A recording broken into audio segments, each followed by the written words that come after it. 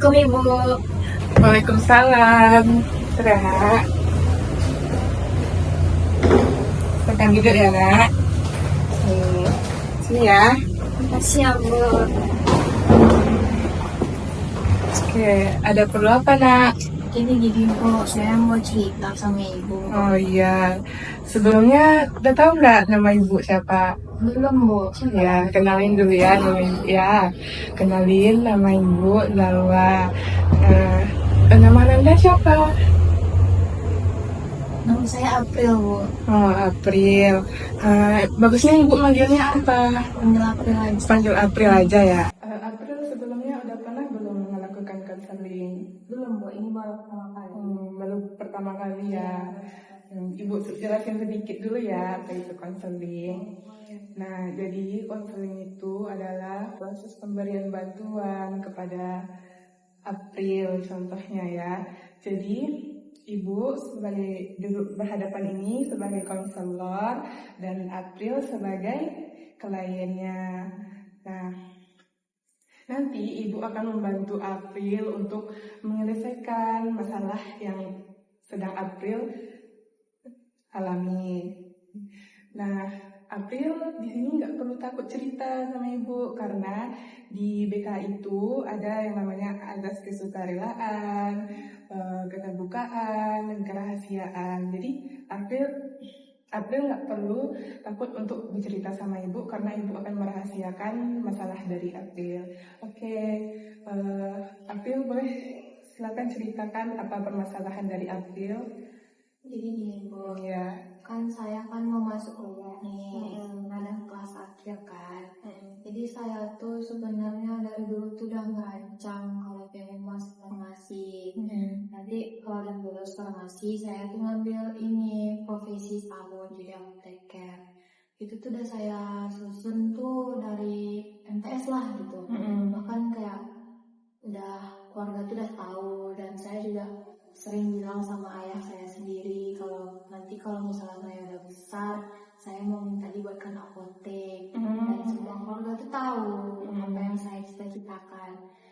Dan pas saya mau masuk SMA itu saya rencananya mau sekolah tuh ke luar kota Bu. Cuman karena posisinya waktu itu COVID jadi orang tua tuh susah lah ngelepasin saya. Jadi kata orang tua sekolah di sini aja dulu, nanti kalau udah kuliah terserah mau berapa. Jadi saya pikir oh ya udah nggak apa-apa soal kuliah terserah gitu kan, ini ikut kata orang tua aja. Jadinya tadi saya mau masuk SMK yang farmasi itu di luar kota karena nggak dibolehin, saya masuk ke SMA tapi ngambil jurusan IPA. Oh iya. Nah, karena kan ya IPA kan sesuai lah nanti saya masuk ke farmasi kan. Nah setelah itu ya udah saya jalanin hari-hari lah. Sekarang nih kan udah masuk ke IPA nih. Terus pas udah kuliah nih udah sibuk-sibukan mau lanjut mana. Saya bilang lah sama orang tua kan, saya tuh pengennya mau masuk farmasi.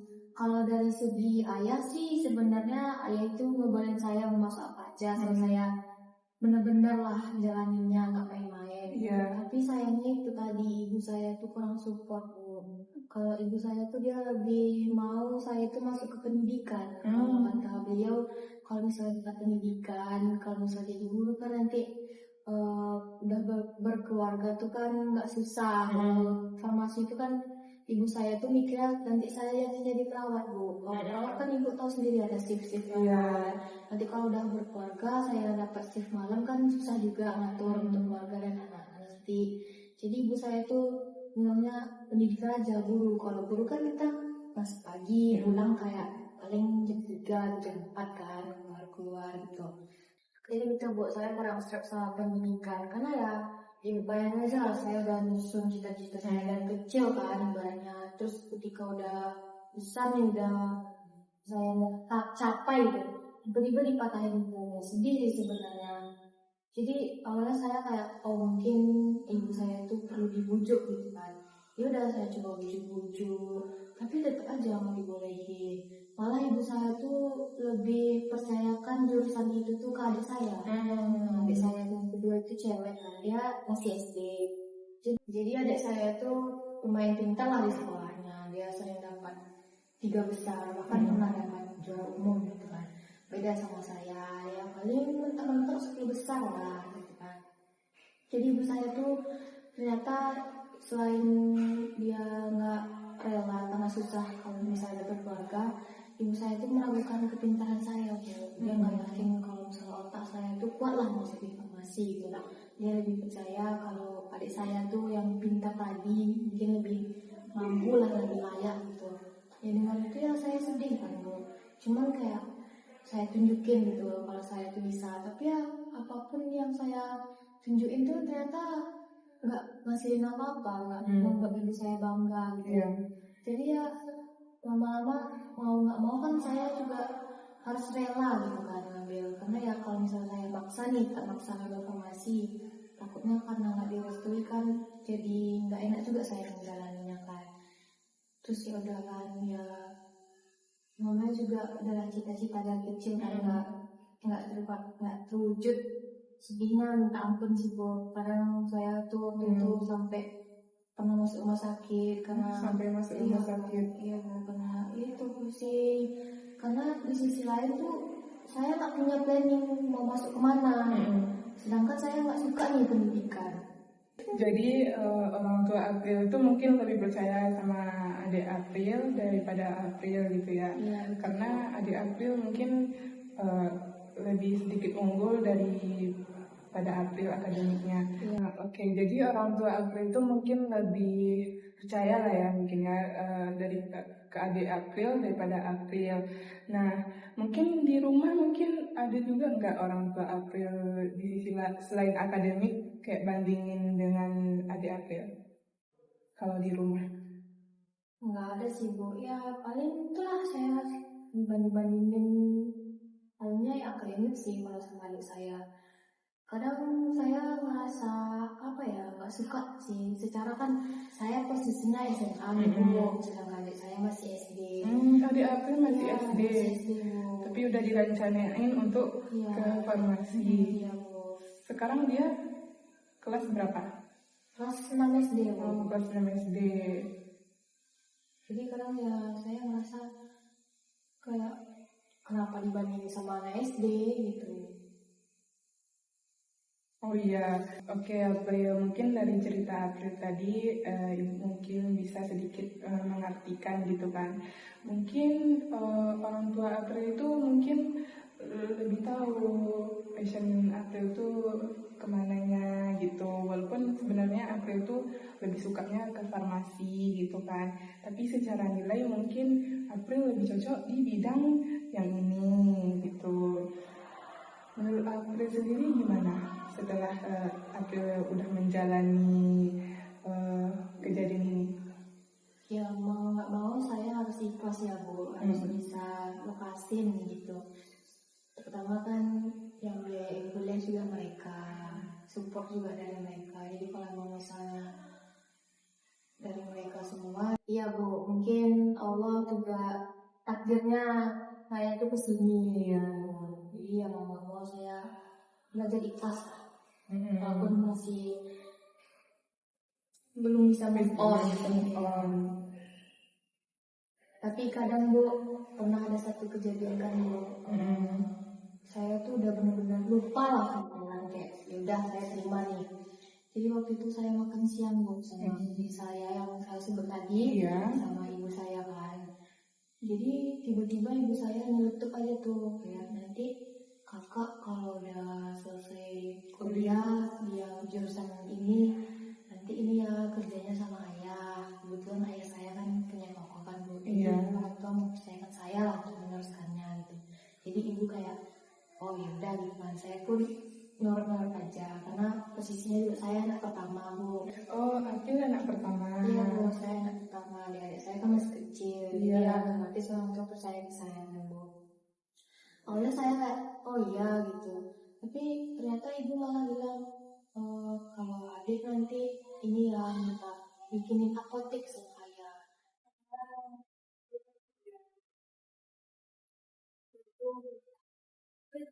Bikinin apotek gitu. Tapi malah dan ibu sebenarnya tahu itu keinginan saya dari saya kecil, saya MTS dulu gitu. Cuman ternyata ibu malah bilang seperti itu di depan April. rasanya kayak bangkit lagi, terbuka lagi kalau misalkan aku bilang aku udah ikhlas. Udah ikhlas. Jadi sebenarnya April itu udah lumayan mengikhlaskan. Jadi luka yang lama itu kembali kebuka lah kan, gara-gara adik April pengen dibukakan apotek juga.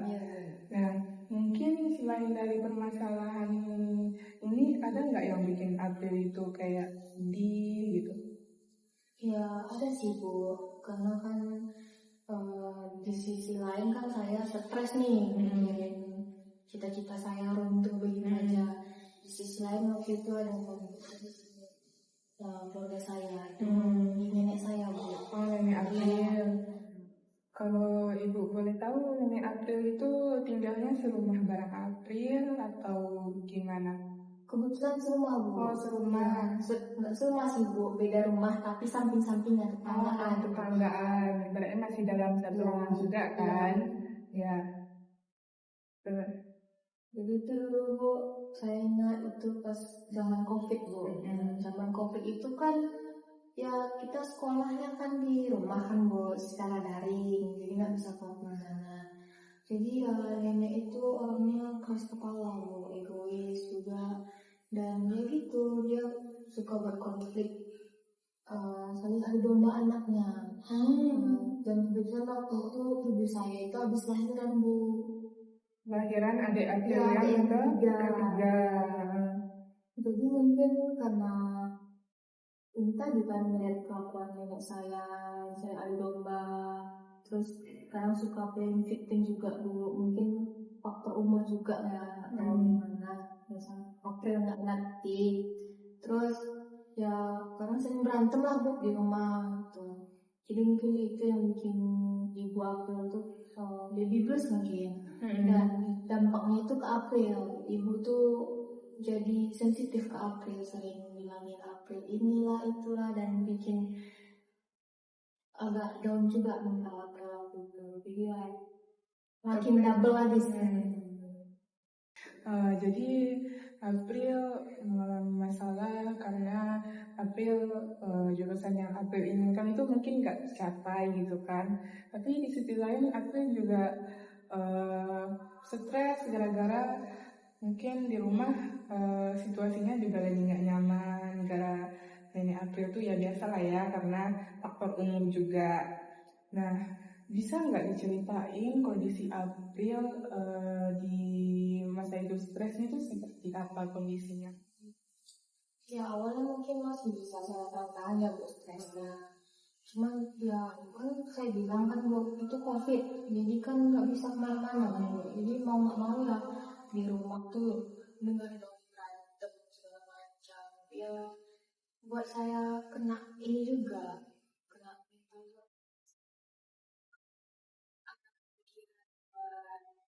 itu saham dan Segitu segitunya dampak dari itu tuh terhadap diri April sampai ingin bunuh diri. Iya Bu.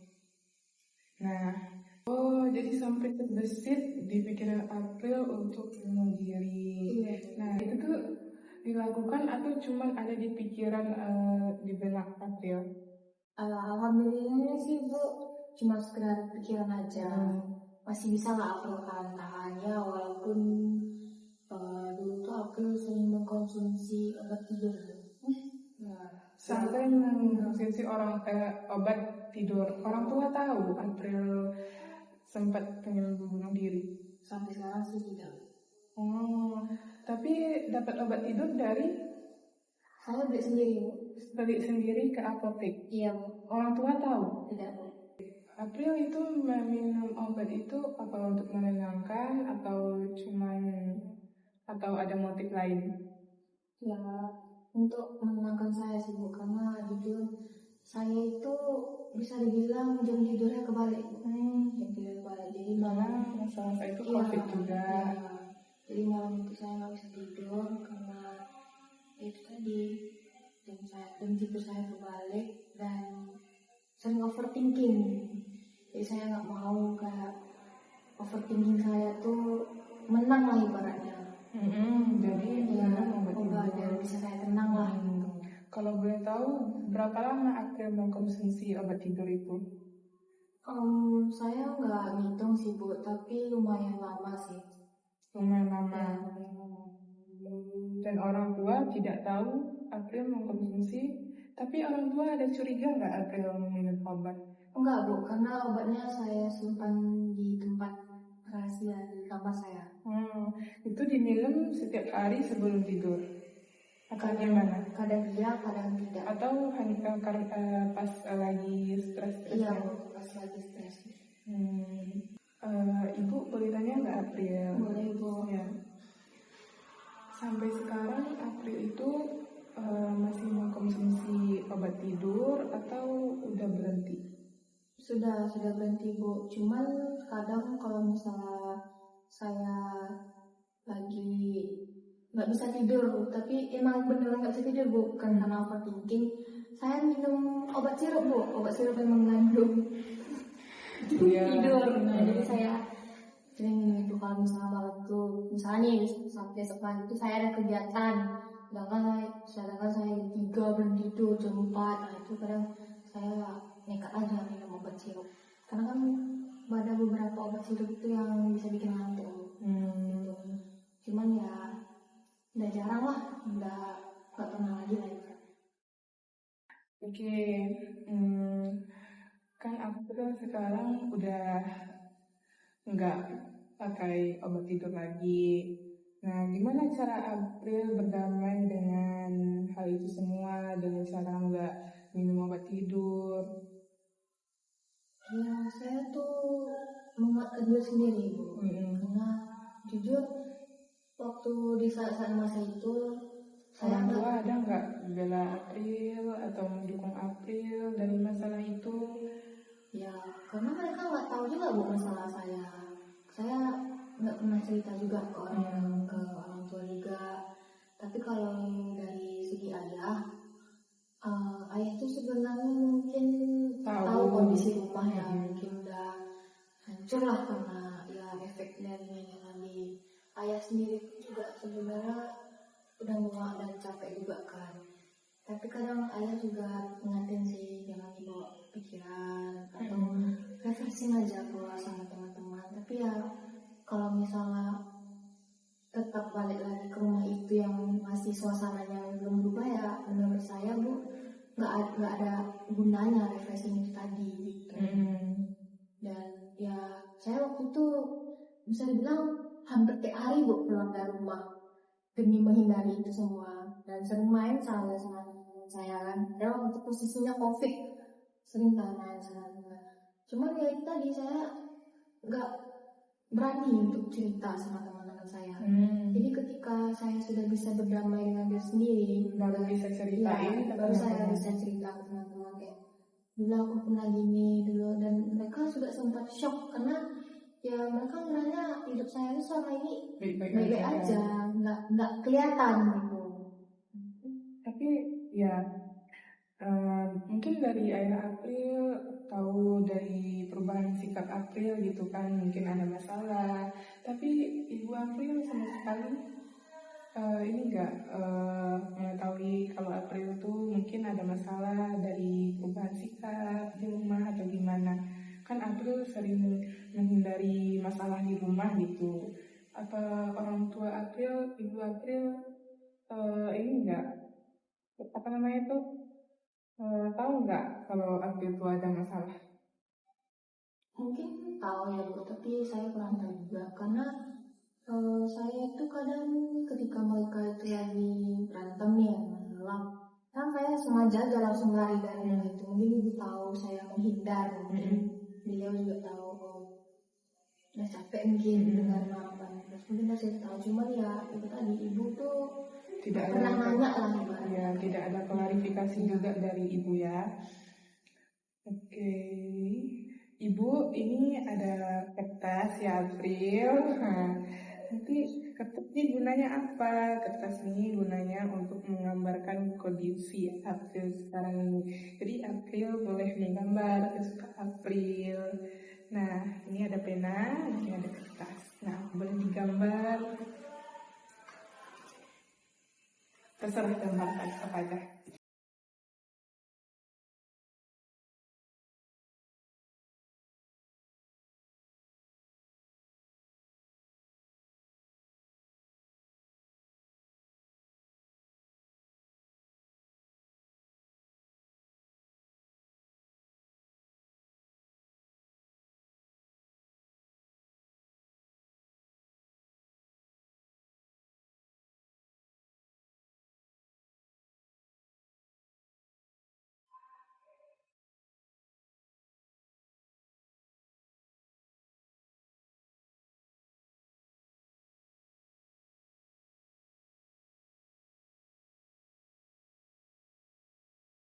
Ini kok saya sudah selesai. Oke, udah ya Ananda. Oke Ananda, dari gambar ini mungkin Ibu bisa merefleksikan dari diri Ananda gitu kan. Di sini Ibu tengok di kepalanya mungkin banyak coret-coretan ya. Mungkin dari diri Ananda juga lagi umat karena banyaknya masalah tadi yang sedang Ananda alamin. Stres gara-gara orang tua. Habis itu mungkin jurusan yang Ananda inginkan itu mungkin gak tercapai. Setelah itu Ananda mungkin merasa orang tua Ananda lebih berpihak kepada adik Ananda karena ya adik Ananda dibolehin buka apotek, misalnya itu didukung oleh keluarga, sedangkan Ananda sendiri mungkin diarahkannya ke jurusan yang lain. Nah, selain itu ada juga masalah konflik di rumah gitu kan, itu mungkin bikin Ananda jadi stres, mumet gitu ya. Nah, di matanya itu Ananda lagi sedih, matanya berair, ini Ibu nampak ya, ini. Nah, mungkin itu dari kekesalan yang Ananda alamin gitu kan, jadi membuat Ananda jadi sedih, bentuk emosi dari apa yang terjadi gitu kan. Oke Ananda, dari refleksi yang mungkin Ibu sampaikan dari yang gambar Ananda bikin, benar nggak apa yang Ibu sampaikan tadi? Ya betul Bu, saya tuh banyak pikiran, stres. Jadi karena banyak pikiran dan stres karena ada konflik juga tadi, jadi ya tadi saya sering nangis sampai mata bengkak kadang Bu. Boleh nggak Ibu, mungkin Ibu akan memberikan contoh ya. Ibu sebenarnya juga pernah merasakan di posisi Ananda gitu. Tapi di masa titik terendah Ibu itu lagi stres, yang Ibu lakukan itu mengisi waktu luang Ibu dengan hal-hal yang positif seperti Ibu tuh suka olahraga, lari, dan berenang. Mungkin April sendiri ada nggak hal-hal yang positif yang bisa April lakukan untuk mengisi waktu luang April? Mungkin kalau aku sendiri sih Bu, aku suka nonton film. Oh iya. Selain nonton film juga April sering main game sama teman April, sambil teleponan. Jadi ya malam tuh ke distract lah.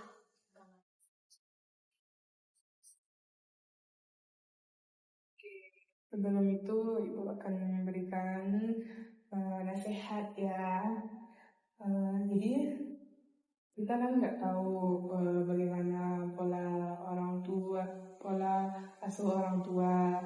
Setiap orang tua kan pola asuhnya berbeda-beda. Mungkin orang tua April lebih tahu passion minat April itu kemana. Nah, sedangkan ya mungkin adik April itu ya kan lebih unggul daripada April di bidang akademiknya. Jadi mungkin orang tua April memandangnya karena adik April akademiknya lebih tinggi, diarahkan ke sana. Nah, itu tuh sebenarnya kebaikan juga buat April. Mana tahu nanti kan kalau April jadi ke farmasi, nanti karena nggak sanggup dengan mata kuliah yang farmasi itu kan, takutnya berhenti di tengah-tengah jalan.